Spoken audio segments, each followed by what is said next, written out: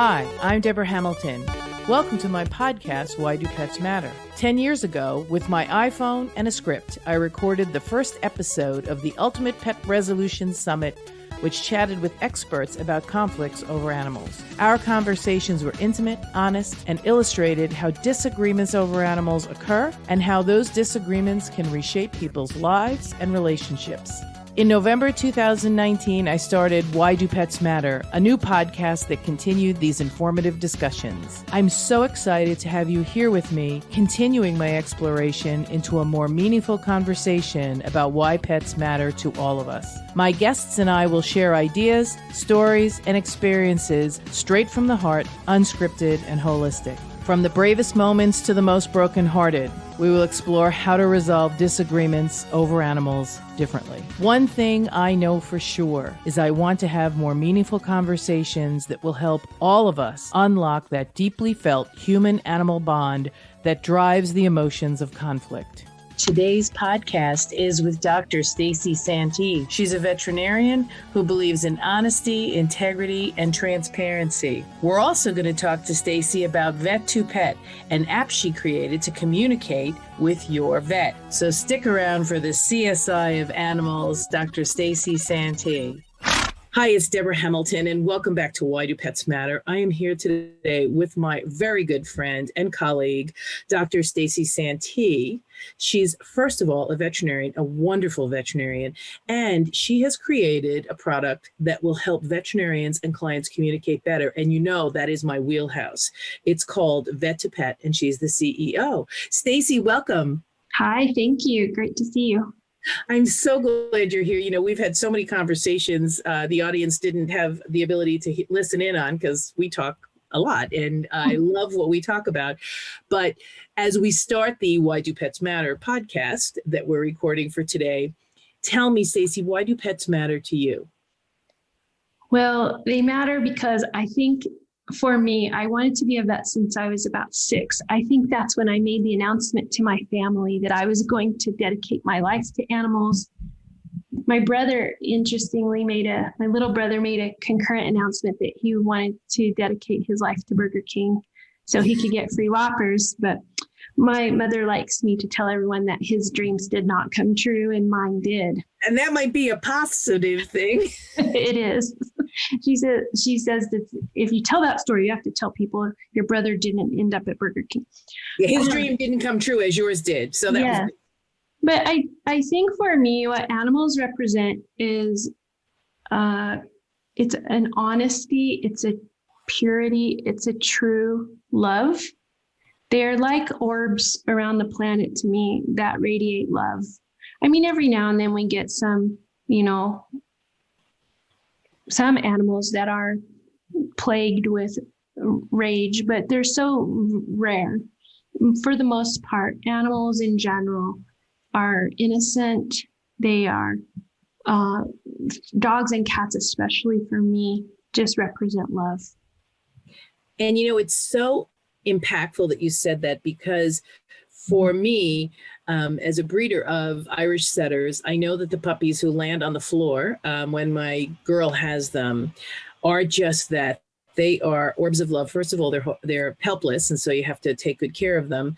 And then when I give them to their owners, the nurturing that can be done, no matter where you get your dog, the nurturing that can be done to assist people to really feel that true love and that innocence. And then if, God forbid, somebody's a bad placement or the dog is, a rescue or something with a difficult temperament, working with that dog to assure that it gets to live the life it was meant to live. Right. They're quite spectacular. And the only creature I've ever found that is capable of unconditional love. I mean, I think the only creature on the planet that I know about can love you unconditionally. They don't care what you look like. They don't care how you smell. They prefer probably if you smell worse than if you smell good. They just love you for who you are. They don't care if you have a job. They don't care, if your spouse hates you. They don't care. They don't care. They love you. And there's something very wonderful about that. It really feeds your soul. Yes, it always has for me. I'm the kind of girl, if I go to a party, I'm in the corner, petting the dog or hugging the cat. I find the animals, for some reason, that's just always been me. I relate to animals really well. But before I forget, I have to tell you that my dogs do prefer me to smell different, because when I put perfume on, it's like a sneeze fest at my house. What did you do, Mom? That stuff stinks. And I'm like, well, I paid a lot of money for that stuff, and I'm sorry. I love what you do, because, of course, you're a phenomenal veterinarian. But also this product of Vet to Pet, because you and I talk all the time about vet communication to their clients, to their staff, and communication from clients to the veterinarian is key for the best care of the dog. So they have unconditional love for you, and you have unconditional love for them. But how do you communicate that? And how do you take the time to make sure you are speaking the right language? Well, as a veterinarian, I always would tell my patients, besides your parents, I love you the most. So we all have a common goal, the vet and the pet owner, and that is to make sure that pet lives its best, happiest life as long as possible. We know it won't be forever, because animals just don't live long enough for that. But while they're here, we all have the same goal. And sometimes it's a lot of communication around understanding what each others' goals are, and being respectful and mindful of that as you're the provider and holder of knowledge about medical anatomy, biology, science, pharmacology. You have to know what's possible to help that pet owner achieve their goals for their pet, and also make sure you're protecting the well-being of that pet, because sometimes pets are in a bad situation and they aren't being cherished for what they have to bring. And that happens, of course. So veterinarians have two stakeholders, the pet owner and the pet. It's so interesting you speak of them that way, because I do too. I try to bring everybody back to focus on all the stakeholders, and almost everyone, when they're in disagreement, don't remember that the reason they're there is because you're talking about this beloved pet, who usually is beloved by the owner, and really pretty much on a whole is beloved by the vet and their staff as well. Right. We're all in the game. People dedicate their life to veterinary medicine, not for the fame and fortune. It's not for the great hours. It's for really making a difference in each animal's life. And there's nothing better than that. I mean, I can't tell you how great it feels to take an animal that's injured or harmed or terminal, in a bad way, and you're able to use the skills and talents and knowledge you've acquired and equipment you have, and you're able to fix and put that pet back together just like Humpty Dumpty and give them back to their pet owner. There is nothing in my mind that ever comes close to beating that feeling.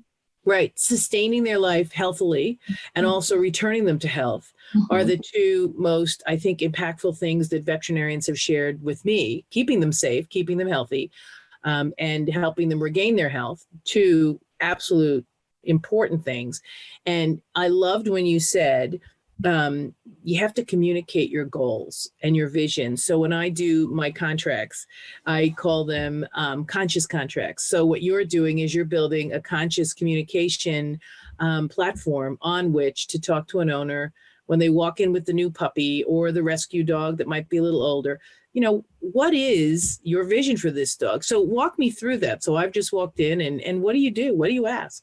Well, I was just actually talking to the veterinary students at Colorado State about this last week. We had a Zoom call, and they were asking me about tips and tricks for their exam room skills.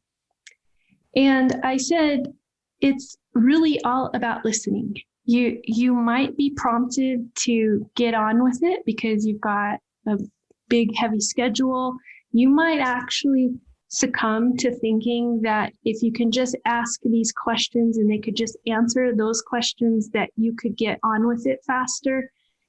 But I said it will burn you in the end, because your goal is to help that pet owner achieve their goals for their pet. And before that happens, you have to listen. And you have to ask and get to know your client. I think a lot of people don't flex skills in chit chat anymore. And to me, that's a sad thing, because just visiting helps you build bonds with people. And I have yet to meet somebody on the planet that I don't have at least something in common with. One thing. Everybody has something to offer the world. And it's your job to figure out where you're in alignment so you can come to a common place of understanding what they need. So I would ask questions to my clients, like, tell me more. What's keeping you up at night? How do you feel about that? And it can't be judging. I owned a cat that peed in the floor. It is one of the most stressful things to ever happen. So I'm not going to sit there and tell you that's just the way it's going to be. I've had a cat claw my couch. I know what that feels like. I'm not going to tell you that doesn't matter, but I am going to help you figure out, all right, how do we work through this together? And what's your commitment level? And what kind of resources do we have here? And here's the resources I have. And here's the commitment I have. And what can we do as a team? So I always like to talk to my clients more of a we perspective instead of you do this and I'll do this. And we're a team, and we're on your pet's team. And I always try to give that advice to up and coming veterinarians too. Listen, you just got to listen. And if you think they're talking too much, you just got to keep listening, because eventually they'll stop. And then you ask the question, anything else? Because you've got to understand what they want. And it's so important, when I work with veterinarians who've had a difficult conversation with a client and the client left angry, I always want to be empathetic, because, we do try our best. As you said, you try your best. You ask the questions. Sometimes you're better at it than other times. I am. Everybody is. But you have to recognize and be mindful of when you weren't necessarily listening and being on the team for the pet. You were busy trying to figure out, we're all professionals, and not all of us. Some might not be, but some pet owners might have information that we have to really mine for. Because they might not recognize something that will be really impactful to a diagnosis, because it's what the dog did all the time, or it's what the cat did all the time. Maybe if the cat is peeing all over the house, there's a reason for that, and there might be a fix for that. There might not. I had a dachshund, no fix for that. However, and you know what, if your client says, I have an ability to live with this because I can limit them and do this, that's okay too. Because it's what, as you said, I loved it. It's a commitment to the team on what you can do, what you can't do, and not being judgy and not being, overly bearing on what you should do with this dog, whether you're the veterinarian or the front staff people or even the breeder or rescue. If the people have found equilibrium, right, you should be okay with that. It's really about putting the shoe on the other foot and seeing what their reality is like and what they're capable of, because it makes no sense whatsoever for me to tell you some treatment plan that you can't execute for a variety of reasons. I think that when the veterinarian can listen to the client and the client can be in a comfortable space to be honest, then that's when the real magic happens in the exam room and in the veterinary practice. That's when the goals get met. But when people don't want to tell you the truth, or, maybe they don't know, they weren't observant, these are all challenges. But being a vet, I'm obsessed with crime shows. I don't know why. I just really like these. But being a vet is sort of like CSI for animals. The owner holds a piece of the puzzle, the physical exam, and my patient owns a piece of the puzzle, and I have to try to put it all together. Yeah, that is a beautiful way of putting it, because it truly is. You, as I said, you're excavating a site where you want to find out how you can plug all the bones together to see what animal you just dug out of the pit. You right. Really want to find out, and you need that information from school, You need that information from experience. You need that information from clients, and even from colleagues. If you're sort of baffled, you can always share with colleagues and say, well, this is what I found. What do you think? And sometimes, you hit your head and you go, I should have had a V8, right? How did I not see that? But sometimes we get so wrapped up in looking to the left, we forget to look to the right. And listening and seeking out with curious questions like you asked, so several curious questions, because you don't know what they know, and you're going to have to find that out. You are, and you have to know when to listen and hear, like, that's different than the other 100 times I generally ask that question. Tell me more. Yeah. The owner often knows a lot of the information, but they don't necessarily know they know the information.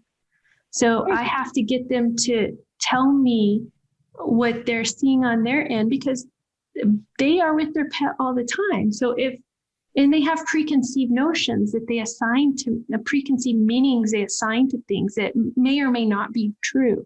So I have to dig through that a little bit. It's a very fun job. It's very challenging. I would argue, if you don't like people, you should not go into veterinary medicine. When most people go into veterinary medicine because they don't like people. So, but until the pet can talk and tell us their own history and come with their own credit card embedded in their microchip, we have a human at the end of the leash that's gonna be required for us to reach our full potential. I have to tell you that that's such a refreshing way to think, because when I have clients who come into my office who've had disagreements with their veterinarian, it usually just simply surrounds what you have described here not happening. They didn't ask me about that. They didn't inquire about that. I told them that, but they didn't hear me. And not only do you ask questions, right, I'm sure, but you also then reflect back and say, what I heard you say is that you really need to flex your chit-chat skills so that you can find out more information. You have to ask open-ended questions to allow. So I'm reflecting back what you just said here, which gives you the opportunity to say, no, I never said that. Or, yeah, that's what I said. Because as a veterinarian, like you said, you need to find out this information, and you need to find it out and hear it, not with your preconceived idea of what it might be, but actually what they're seeing, so you get the full picture. Absolutely. And some people I would classify as just flat out crazy. There are some real lunatics out here. But you know what? I think that's interesting, don't you? I do. Would it be so boring if everyone was the same? So when somebody comes to me and they're quirky or weird or whatever you want to classify them as, different, I view this as, well, let's get to know you better. Let's understand what drives your decision and thinking. Because when I can get into that space, regardless of my own personal biases, I'm not asking you to be my best friend forever. I'm here to help your pet. So if I can understand your perspective and your thought process, I can get you to tell me the things I need to know to help your pet. I find it fascinating, and I have to tell you, I'm such a more well-rounded person from getting to know all different types of people, some that probably should be in a mental institution, no doubt. But nonetheless, they own a pet. And if you own a pet, you're in my camp.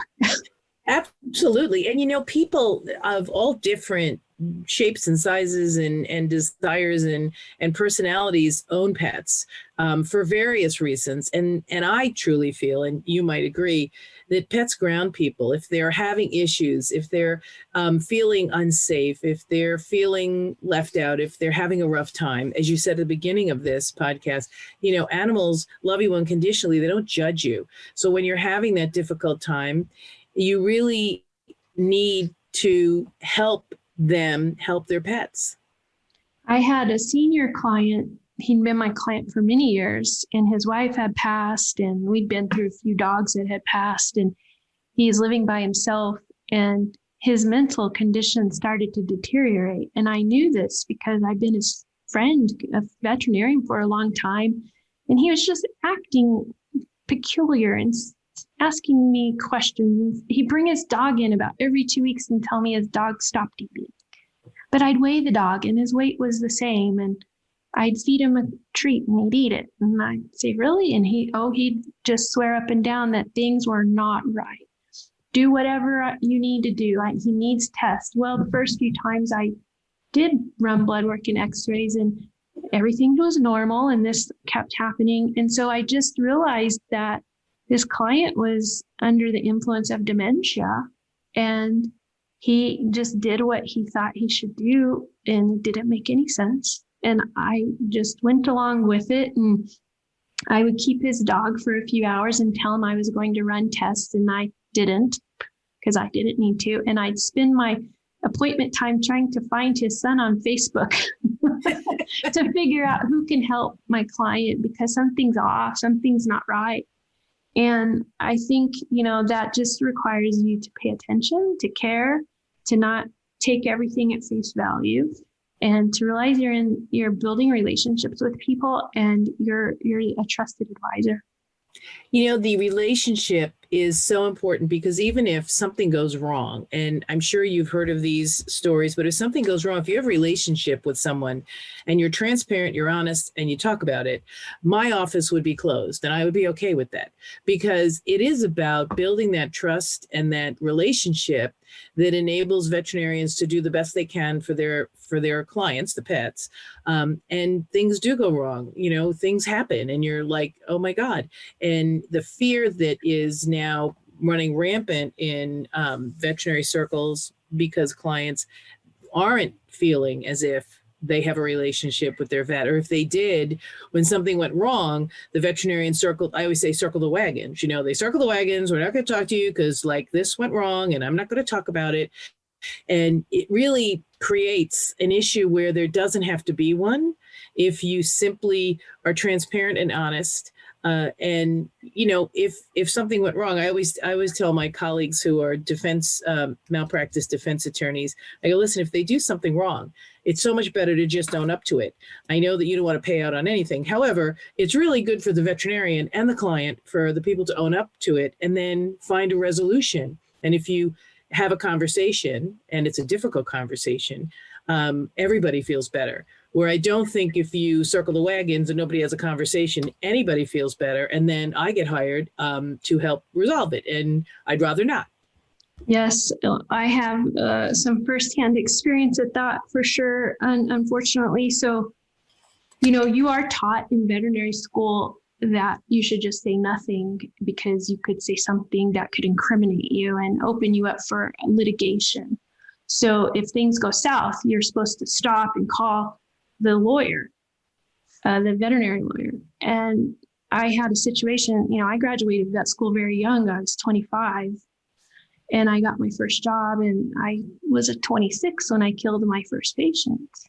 And it was horrible. It was so horrible. It was a boxer that had been, came in for a cesarean, and there was a complication, and ended up, I ligated one of her ureters, which caused her kidney to disintegrate over a few months. And she nearly died. I saw her back, and she had this huge mass in her abdomen. It turned out to be a very complicated situation. It took us time to figure out what was going on. And as it turned out, I had made a surgical error in the cesarean. I can give you all the reasons why I should be excused from that. I was young, I was new, I was inexperienced. It was late at night. It was a big gravid uterus with 12 puppies in it. It was hard to see anything, whatever. It doesn't matter. I messed up, right? And I wasn't sure what to do. I know, listening to what I learned in school, I should do nothing. But as a human, as a person raised by the parents I was raised by, that wasn't going to fly with me. I have to say, I'm sorry. I messed up. I knew what happened. I knew exactly what happened. And I have a great mentor at my job. His name was Dr. Ben Edwards in Portland, Oregon. He's since passed, but I remember asking him, what do I do? I mean, I'm bawling. I'm so upset. And he goes, you have to say the truth. You have to be honest. You have to tell the client what happened. And I said, I feel I need to. And he said, you do need to. And he said, and if they sue you and if this happens, you just go with it. But To ignore your impact on someone else's life will be not worth the pain and cost of giving away part of your soul. Yeah. And he was right. I can't forgive myself if I don't say I'm sorry and I don't own it. And so I went to the owner, and I had also spent most of my paycheck at the pet store for their dog, and trying to make a peace offering. Like, I feel horrible. I hurt your dog. Your dog lost a kidney. I can't tell you how, I'm sobbing. I can't imagine what these people thought of me. And, they were so gracious. And they told me, first off, we will never, ever come to see you again. You will never be our provider ever again. I said, I understand. And they said, but second off, we forgive you. And we accept your apology, and we understand. We're not happy about it, but we forgive you.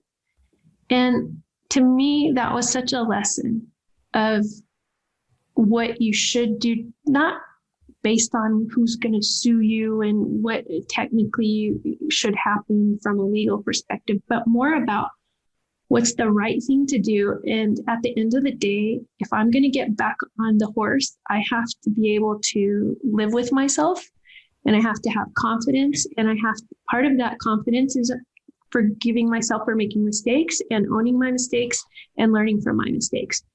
And you better bet your bottom dollar that I never had another issue like that happen to me again with a cesarean. So it's called practice for a reason. And there isn't anybody on the planet that does high value work like this that doesn't make mistakes. And, you learn so much from failures. It's unfortunate in veterinary medicine, sometimes the dogs are injured when mistakes are made. However, nobody's perfect. And if anybody thinks somebody's perfect, or you think you're perfect, you're in for a rude awakening very soon.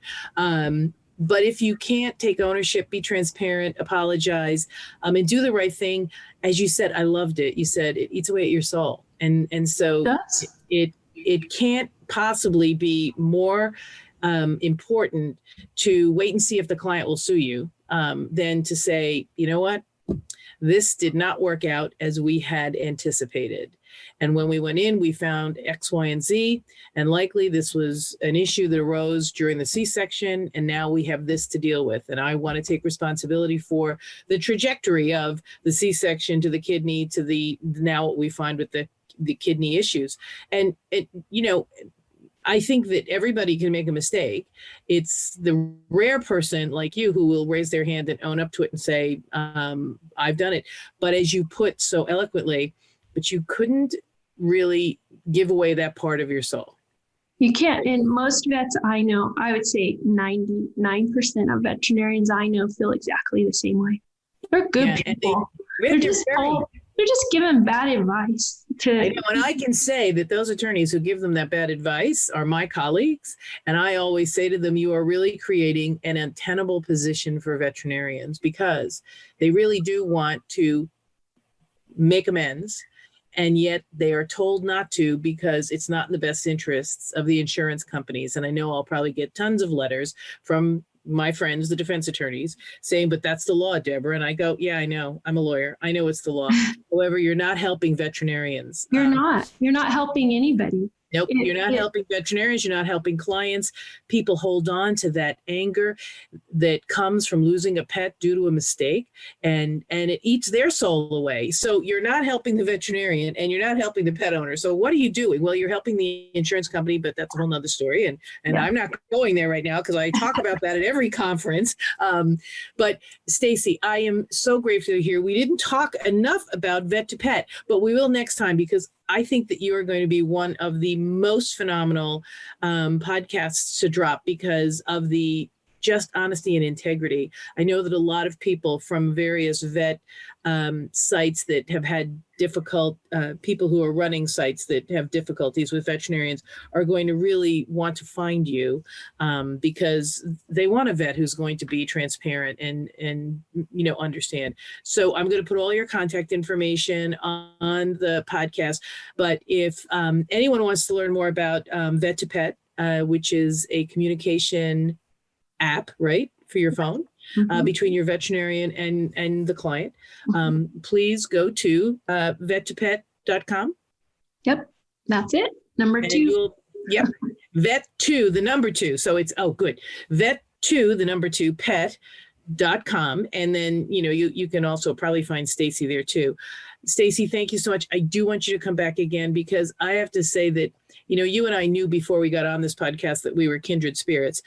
However, after this podcast, I'm sort of like, oh my God, I'm so glad to meet you, because it is dark and cold when you're talking to attorneys about helping veterinarians be their best selves. It's a dark and cold planet, not the warm planet that you live on and that I live on, which helps people be their best selves. So before we wrap up, I do want to point out the 4 things that I pulled out, because my staff at the editing always says to me, Debra, you have to pull 4 things out. And I have about 8 here. But the 4 that I really want to point out to my listeners is Stacee works with her clients to help everyone live their life to the fullest, the pet and the owner. And really Stacee as well, because the veterinarian's life is fulfilled if the pets stay as long as they possibly can. Communication is the goal, and to communicate fully. And I loved when you shared, flex your skills to chit chat. Really important. How's your kids? How's the house?